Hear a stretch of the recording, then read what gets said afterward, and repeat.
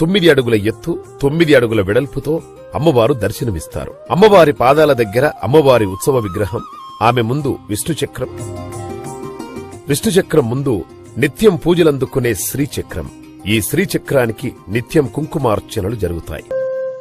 దీనితో పాటు ఉత్సవాల సమయంలో ఉపయోగించే రకరకాల వాహనాలు ఇక్కడ కనిపిస్తాయి.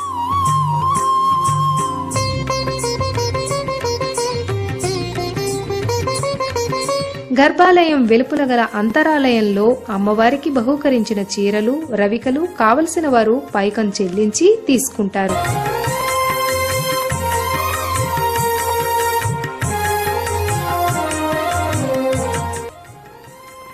గర్భాలయానికి ఎడమవైపున అంతరాలయంలోనే సుబ్రహ్మణ్యేశ్వర స్వామి ఆలయం ఉంటుంది.